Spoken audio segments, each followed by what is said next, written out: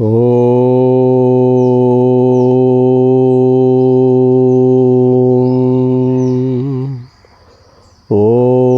నమో బ్రహ్మాదిభ్యో బ్రహ్మ విద్యా సంప్రదాయకర్తృభ్యో వంశర్షిభ్యో మహభ్యో నమో గురుభ్యః నమః ప్రణవార్ధాయ శుద్ధజ్ఞానైకమూర్తయే నిర్మలాయ ప్రశాంతాయ దక్షిణామూర్తయే నమః.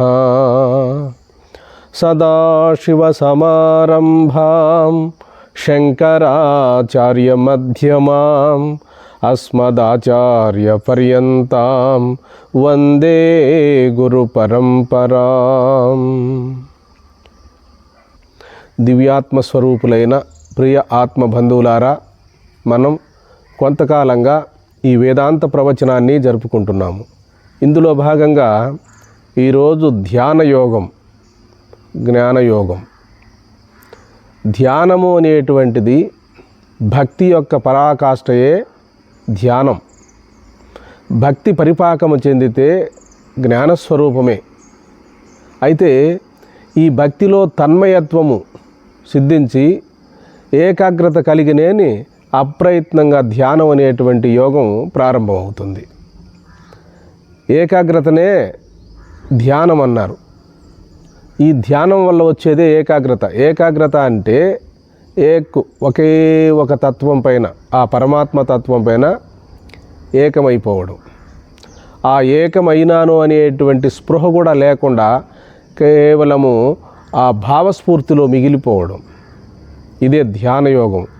అయితే గురుదేవులు శంకరాచార్యులు వారు తన భాష్యాలలో ధ్యానానికి ఒక చక్కటి నిర్వచనాన్ని ఇచ్చారు. ఏది ధ్యానయోగము, ఎలా చేయాలి అనేటువంటి ఆ యొక్క ప్రతి ఒక్కరికి కన్ఫ్యూజన్లో ఉంటుంది. ఆ ధ్యానయోగము హఠయోగపరంగా ధ్యానయోగం ఉన్నది. మరి భగవద్గీతలో అధ్యాత్మయోగం అనేటువంటిది అక్కడ కూడా ధ్యానయోగం అని చెప్పినారు. ధ్యానయోగము అంటే కళ్ళు మూసుకొని ఏమీ తెలియకుండా, ఆ లక్ష్యం లేకుండా కేవలము ఆ శూన్యాన్ని యాంత్రికంగా చూస్తూ ఉండడం అనేటువంటి ఒక పద్ధతి కూడా ఉన్నది. అయితే వాళ్లకు ఏకాగ్రత కలిగి, ఆ ఏకాగ్రత దేని మీద కలిగిందో కూడా చాలామందికి తెలియదు. అందులో కొంతమందికి నిద్రలేక కూడా జారుకుంటారు. నిద్రలేక జారుకుంటే అవకాశం ఎంతైనా ఉంది. లక్ష్యం లేని ధ్యానం వ్యర్థం అంటారు.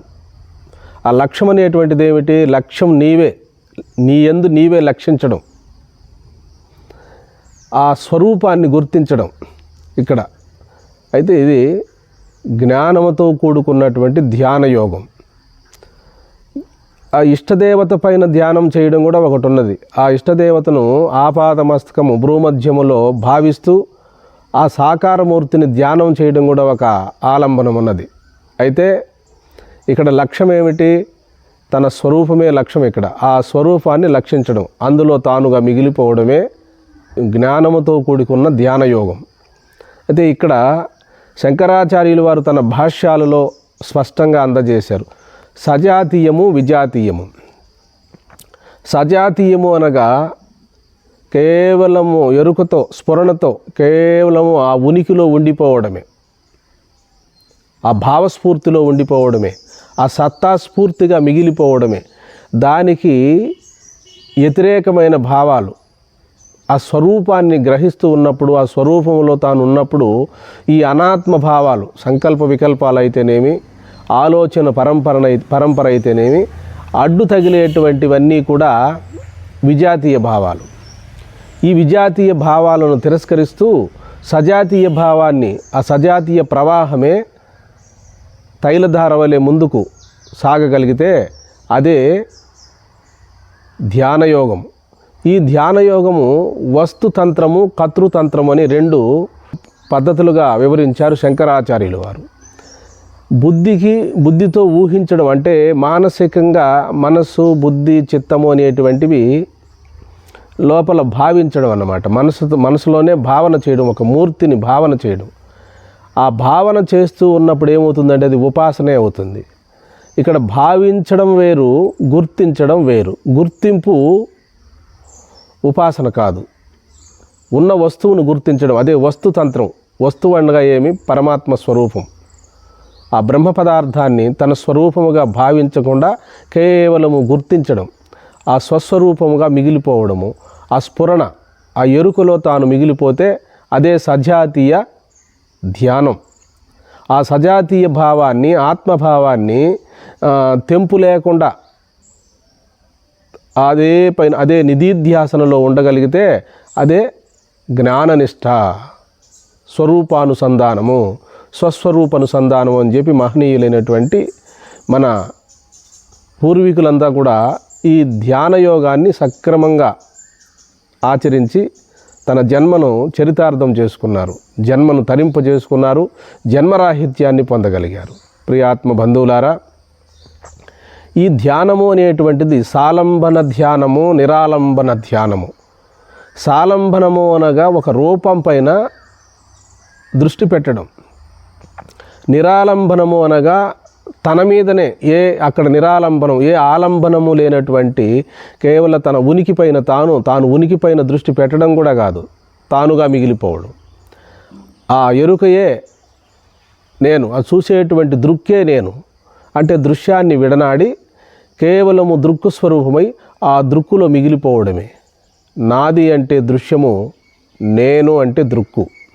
అయితే ఇక్కడ మనస్సు అనేటువంటి భావాన్ని కూడా మనం తీసుకోవాలి. ఇక్కడ జ్ఞానయోగంలో ఏం చెప్తారు అంటే, ఈ జ్ఞానములో మనస్సుగా వ్యవహరిస్తూ ఉన్నప్పుడు కూడా అది తన స్వరూపమే, జ్ఞానమే. ఎలాగైతే తరంగ రూపంలో ఉన్నది కూడా జలమేనని మనం గుర్తించగలమో, అదేవిధంగా నామరూపాల యందు మన మనసు పరిగెడుతూ ఉన్నప్పుడు కూడా, బహు చాంచల్యముగా ఉన్నప్పుడు కూడా దాని ఉనికి, దాని మూలమేమిటి, యథార్థ స్వరూపం ఏమిటి అంటే తన స్వరూపమైనటువంటి ఆత్మయే. నామరూపాలను చింతిస్తూ ఉన్నప్పుడు కూడా, చాంచల్యముగా ఉన్నప్పుడు కూడా తన ఉనికి బ్రహ్మము తప్ప వేరు కాదు. అంటే బ్రహ్మము లేక మనసుకు అస్తిత్వము లేదు. మనసు నాకు అటు ఇటు ఉన్నదని ఎవరు చెప్పాలి? నేనే చెప్పాలి. నాకు మనసు ఉన్నదని చెప్పాలంటే మనసే చెప్పలేదు, నేనే సాక్షిగా, మనసుకు కూడా సాక్షిగా ఉన్నాను. కాబట్టి మనసు ఉందని, బుద్ధి ఉందని, చిత్తం ఉందని ఇవన్నీ చెప్పవలసింది నేనే.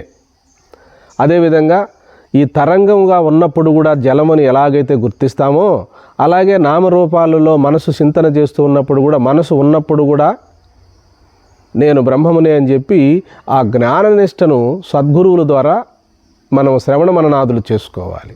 ప్రియాత్మ బంధువులారా, ఈ సాలంబన ధ్యానములో ఒక దృష్టి ఉంటుంది, ఒక ఆలంబనం ఉంటుంది. నిరాలంబనములో ఏ ఆలంబనము లేక కేవలము ఆ స్వరూపములో తాను మిగిలిపోవడమే. పరమాత్మ స్వరూపము, తన స్వరూపము వేరు కాదు. ఉండే సర్వవ్యాపకమైన పరబ్రహ్మమే మనలో స్వరూపముగా భాషిస్తూ ఉన్నది. అదే ప్రజ్ఞానం బ్రహ్మ. ఆ ప్రజ్ఞ వలనే మనము అన్నిటినీ గుర్తిస్తున్నాం. ఆ ప్రజ్ఞ ఉంటేనే నాకు మనసున్నదని గుర్తిస్తున్నాము. ఆ ప్రజ్ఞ ఉంటేనే నాకు ఆలోచనలు వస్తున్నాయని గుర్తిస్తున్నాము. ఆ ప్రజ్ఞ ఉంటేనే మనం ధ్యానం చేస్తున్నాం. అయితే ప్రారంభంలో ఇంత సూక్ష్మాతి సూక్ష్మమైన బుద్ధి ఉండదు కనుక అందుకని ఒక ఆలంబనాన్ని ఏర్పాటు చేశారు మన పూర్వీకులైనటువంటి పెద్దలు. ఏ రూపము లేనటువంటి ఒక పరమాత్మ స్వరూపం పైన మనసు నిలపాలి అంటే మరి ప్రారంభంలో అంత సామర్థ్యం ఉండదు. అందుకని ఒక రూపాన్ని ఏర్పాటు చేసి ఆ రూపం పైన దృష్టిని ఏకాగ్రతపరచి ఆ రూపము కూడా చివరకు లేకుండా పోయి కేవలం ఆ రూపాన్ని చూస్తున్నది ఎవరు? ఒక రూపాన్ని చూస్తున్నాము. రూపాన్ని చూసేటువంటిది దృక్కు, చూడబడేటువంటిది దృశ్యం.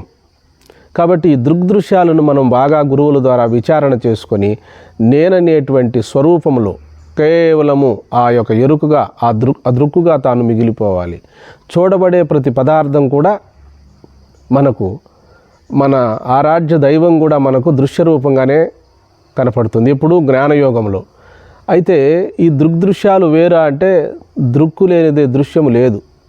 ఈ దృక్కు ఉంటేనే దృశ్యానికి కూడా ఆధారం. ఆ దృశ్యానికి కూడా సూక్ష్మమైనటువంటి ఆ యొక్క స్వరూపమే సాధనం. అది ఆరంభంలో తెలియదు. మరి సూక్ష్మబుద్ధితో మీరు గురువుల ద్వారా శ్రవణం చేసి మరి మననం చేసి నిధిధ్యాసనలో సాక్షాత్కారాన్ని పొందగలరని నేను మనవి చేసుకుంటున్నాను. సాక్షాత్కారం అంటే తన యథార్థ స్వస్వరూపంలో తాను మిగిలిపోవడమే సాక్షాత్కారం. ప్రియాత్మస్వరూపులారా, ఈ ధ్యానయోగము ఎంతవరకు చేయాలి అంటే ఆరంభంలో గాలి లేని చోట దీపం వలె నిశ్చలముగా ఆ స్వరూపంలో తాను మిగిలిపోయినప్పుడు ఏ ఆలోచనలు లేకుండా కేవలము గాలి లేని చోట దీపం వలె తన స్వరూపం ప్రకాశిస్తుంది. అదే అనుభవము, అదే స్వరూపం కూడా. స్వరూపం వేరు, అనుభవం వేరు, రెండుగా లేదు. బెల్లము తీపి రెండూ కలిసి ఉన్నట్టుగా మన స్వరూపమే సాక్షి, సాక్షియే మన స్వరూపము. ఉనికి లేని సాక్షి, సాక్షి లేని ఉనికి లేదు. కాబట్టి ఉన్నాను గనుకనే అనుకుంటున్నాను, అనుకుంటున్నాను గనుకనే ఉన్నాను. కాబట్టి ధ్యానయోగం అనేటువంటిది హఠయోగ ధ్యానము ఉన్నది, జ్ఞానయోగముతో కూడిన ధ్యానము ఉన్నది. దాన్నే భగవద్గీతలో గీతాచార్యుడు అధ్యాత్మయోగం. ఇక్కడ ధ్యానయోగం ఎలా ఉంది అయితే సూక్ష్మంగా విచారిద్దాం. హఠయోగాల్లో దృష్టిని భ్రూమధ్యమున పెట్టి నాసికాగ్రమున పెట్టి చూడమంటారు. నాసికాగ్రమున తర్వాత భ్రూమధ్యములో హృదయస్థానములో సహస్రారములో చూడమని కూడా చెప్తూ ఉంటారు. కళ్ళు మూసుకొని భావించమంటారు. సహస్రారంలో చూడడం అంటే చూడడం కాదు, భావించడం. ఆ భ్రూమధ్యములో కూడా దృష్టి పైకి పెట్టమంటే అక్కడ భ్రూమధ్యములో దృష్టి అంటే మనకు కనపడుతుందని కాదు, అక్కడ భావించడం. నాసికాగ్రమునందు మాత్రం దృష్టిని చూడగలం. కొంతమంది నాసికాగ్రాన్ని ముక్కు చివరను అని కొందరు అంటున్నారు, కొందరు భ్రూమధ్యం అంటున్నారు. ఎట్లాగైతేనేమి మరి మనం సద్గురువుల ద్వారా ఈ సత్యాన్ని మనం గుర్తించాలి. కాబట్టి నాసికాగ్రాన్ని అంటే నాసిక చివరి భాగాన్ని చూడమని కూడా మన పూర్వీకులైనటువంటి మహనీయులు చెప్తున్నారు. అదే భగవద్గీతలో నాసికాగ్రాన్ని కూడా చూడమని మరి శ్రీకృష్ణ పరమాత్మ సెలవివ్వడం జరిగింది. ప్రియాత్మ బంధువులారా, ఈ జ్ఞానయోగములో మాత్రము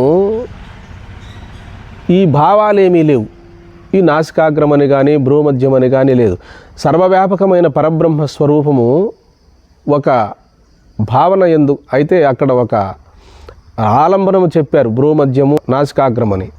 అయితే ఇంకెక్కడ దృష్టి పెట్టాలంటే సీతారామాంజనేయ సంవాదములో తన యందు తానే అంటే తన స్వస్వరూపము యందు తానే దృష్టి ఉంచాలి. ఎక్కడ అని మనకు ప్రశ్న వస్తే తన స్వరూపమునందే. ముక్కు చివరన దృష్టి ఉంచరాదని చెప్పి కూడా మనకు సీతారామాంజనేయ సంవాదంలో చెప్పబడినది. కాబట్టి ధ్యానయోగము అనేటువంటిది ఒక ఆలంబనము, సాకారము, ప్రారంభ దశలో ఇవెంతగానో మనకు ఉపకరిస్తాయి. కాబట్టి ఇవన్నీ కూడా మన పూర్వీకులైనటువంటి పెద్దలు ఆచరించారు, సమాజానికి ప్రబోధించారు. కాబట్టి మనం ఇవన్నీ కూడా సద్గురువుల ద్వారా, సద్గ్రంథముల ద్వారా తన అనుభవంలో చూసుకోవాలి. మరి పద్మాసనం కానివ్వండి, సుఖాసనం కానివ్వండి, మీకు ఏ ఆసనం మీకు ప్రశాంతంగా ఉంటుందో, కదలకుండా ఉంటుందో ఆ ఆసనం మీద కూర్చోండి. కింద పరుచుకుండేది కూడా ఆసనమే అని చెప్పబడింది. కింద దర్భాసనం కానివ్వండి, లేదా కమ్మళి కానివ్వండి, ఇంకేదైనా ఒత్తుగా ఉండేటువంటి ఏదైనా ఒక బెడ్షీట్ కానివ్వండి, రగ్గు ఏదైనా వేసుకోండి. వేసుకున్న తర్వాత సుఖాసనంలో కూర్చోండి. మీరు స్థిరాసనం ఉత్తమం అన్నారు పతంజలి మహర్షి. ఆ స్థిరాసనంలో కూర్చోడానికి ప్రయత్నించండి. ఆ ప్రయత్నించిన తర్వాత ఏకాగ్రత కొరకు మీరు సాకారంగా ఉన్నటువంటి వాళ్ళైతే సాకార ధ్యానం చేసుకోండి. ఆ సాకార ధ్యానమే నిరాకారానికి దారితీస్తుంది. సాకారము పరిపక్వత చెందిన తర్వాత నిరాకార ధ్యానం అనేటువంటిది మనకు వస్తుంది. ప్రతి ఒక్కరికి సాధకులకు ప్రారంభములో ద్వైతం ఉంటుంది. అది ద్వైతముతో ప్రారంభమై చివరకు అద్వైతంగా పరిణతి చెందుతుంది. ఒక ఆలంబనం ఉంటే అది ద్వైతం. నేను వేరు, దైవం వేరు, నేను వేరు, ఆత్మ వేరు, పరమాత్మ వేరు అనే భావనలు ఉన్నట్లయితే అది ద్వైతం. ప్రతి సాధకుడిలో ఈ మూడు కూడా మనకు ద్వైతము, అద్వైతము, విశిష్టాద్వైతం మూడు కూడా జీవితంలో మనకు సాధకులకు తెలియకుండానే ఈ దశలు ఏర్పడతాయి. ద్వైతం ఏర్పడుతుంది, విశిష్టాద్వైతం ఏర్పడుతుంది. అద్వైతము చివరకు అద్వైతమే పరాకాష్ట. గురుదేవులు శంకరాచార్యులు వారు చెప్పినట్టు అద్వైతం అనేటువంటిది పరాకాష్ట. గురుదేవులు రామకృష్ణ పరమహంసను తన శిష్యులైనటువంటి వారు అడిగినప్పుడు కూడా మరి ఏది ద్వైతము శ్రేష్టమా, విశిష్టాద్వైతము శ్రేష్టమా, అద్వైతము శ్రేష్టమా అంటే, నాయన చివరకు అద్వైతమే పరాకాష్ట, అద్వైతాన్ని మించినటువంటిది ఇంకొకటి లేదు అని చెప్పి రామకృష్ణ పరమహంస కూడా తన శిష్యులకు ప్రబోధించినట్టు మరి రామకృష్ణ కథామృతంలో చక్కగా సెలవిచ్చారు. ప్రియాత్మ బంధువులారా, ఈ అద్వైతము అనేటువంటిది శంకరాచార్యులు ఏర్పాటు చేసినది కాదు. శంకరాచార్యుల వారు వెలుగులోకి తీసుకొచ్చారు. సనాతనముగా ఉన్నదే ఈ అద్వైతం కూడా. కాబట్టి ఈ ద్వైతమన్నా, అద్వైతమన్నా, విశిష్టాద్వైతమన్నా మన పూర్వీకులు ప్రతిదానికి కూడా కొంత అనుభవాన్ని సాధించగలిగారు. వీటన్నిటిపైన కూడా మనకు ఒక అవగాహన కలగాలి అంటే మరి మనం ఒక సద్గురువు కృపను పొందాలి. సద్గురువుల ద్వారా చక్కటి శాస్త్రాధ్యయనం చేయాలి. సంశయాన్ని తొలగించుకోవాలి మనకు. కాబట్టి ధ్యాన యోగం అనేటువంటిది ప్రశాంతమైన వాతావరణంలో కూర్చొని చక్కటి దర్భాసనము పరుచుకొని దాని మీద తెల్లటి వస్త్రాన్ని వేసుకొని సుఖంగా కూర్చొని మొట్టమొదట శ్వాసలను గమనించాలి. లేదా మన శరీరంలో మరి అన్నిటికంటే సూక్ష్మమైంది శ్వాస. మన శరీర అవయవముల నుండి, శబ్దాదుల నుండి మన మనసును మరలించడం కొరకు శ్వాసను గమనించండి అని చెప్పి ఆ శ్వాస పైన ముందు ఏకాగ్రతను ఏర్పాటు చేశారు మన పూర్వీకులైన మహాత్ములు.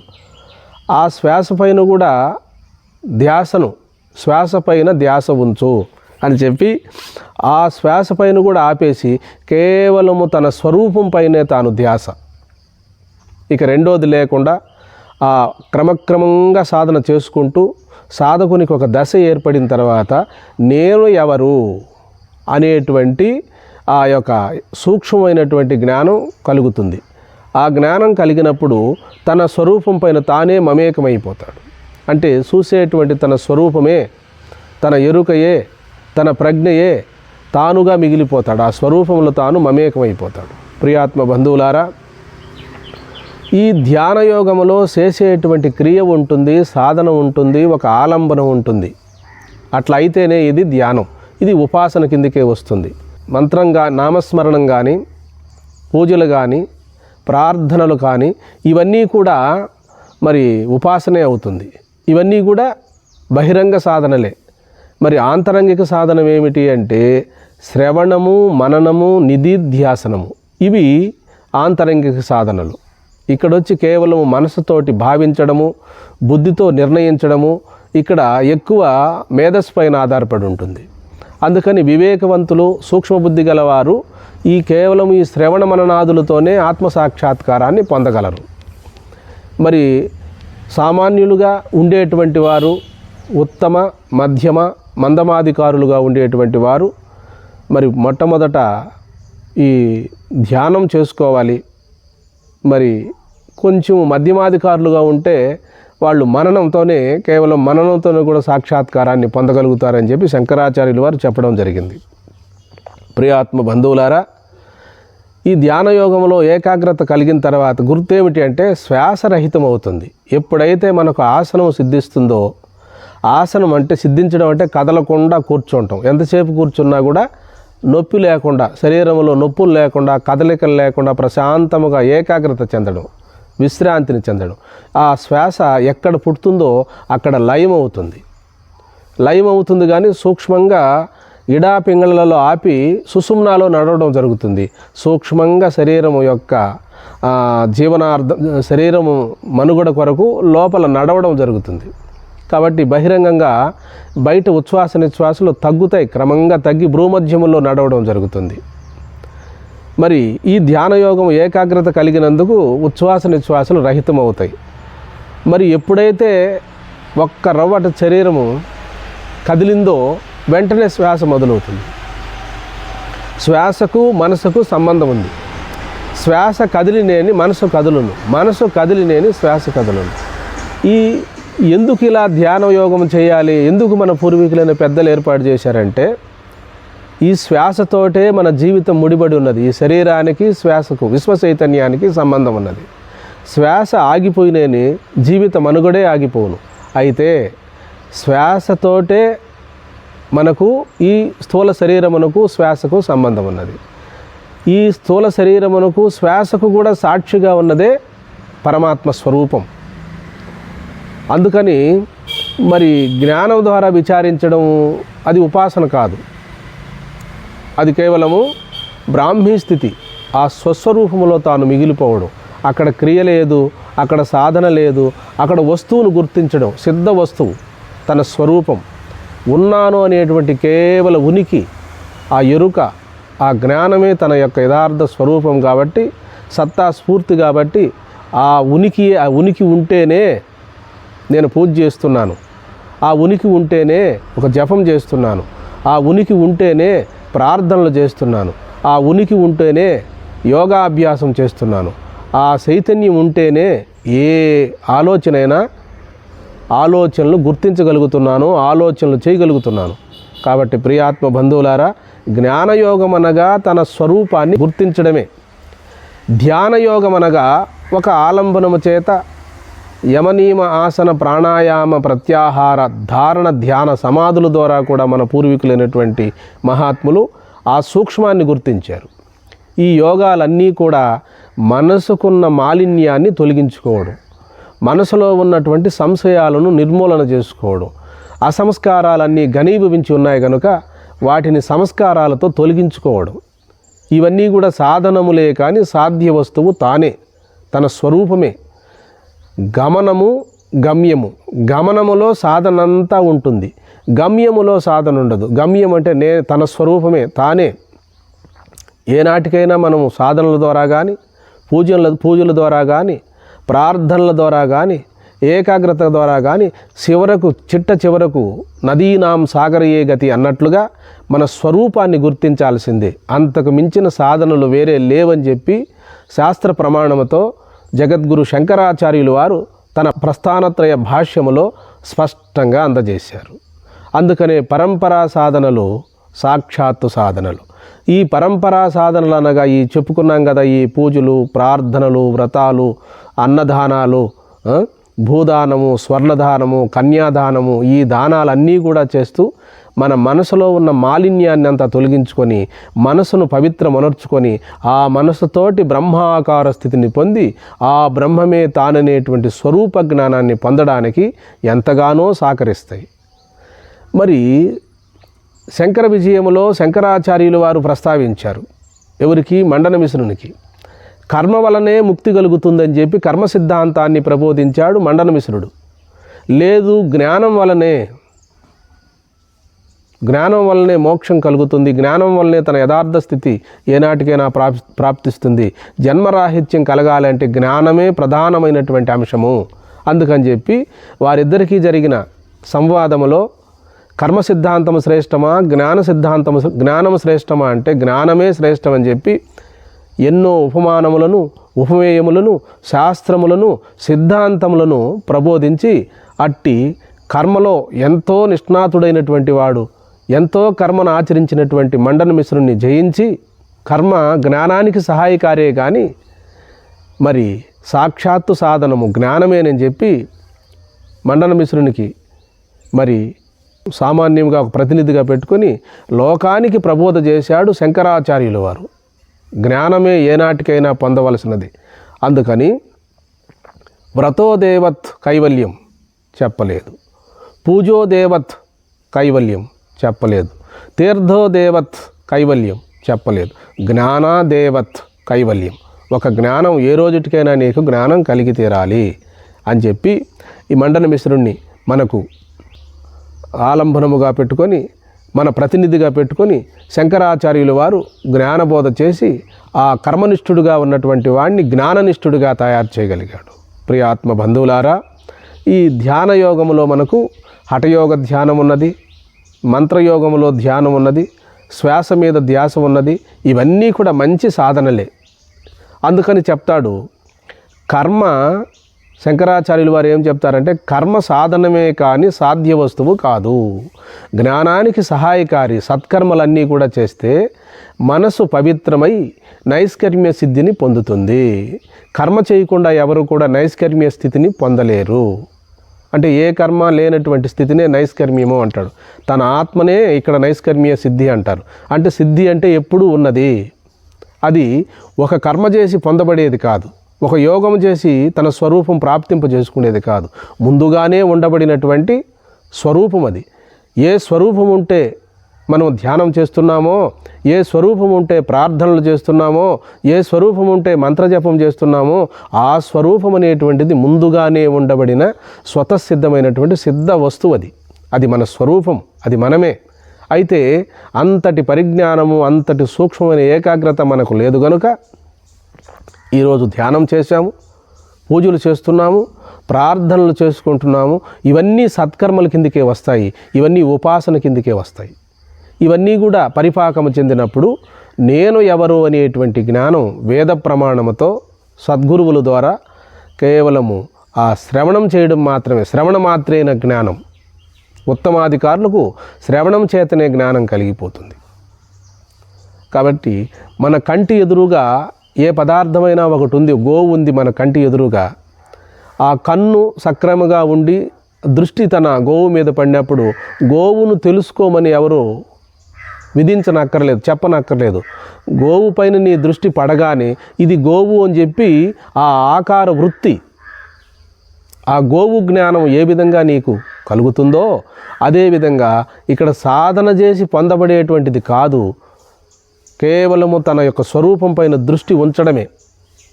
వస్తువును బట్టే నీ దృష్టి, అంటే వస్తువు ఏదక్కడ నీ స్వరూపమే.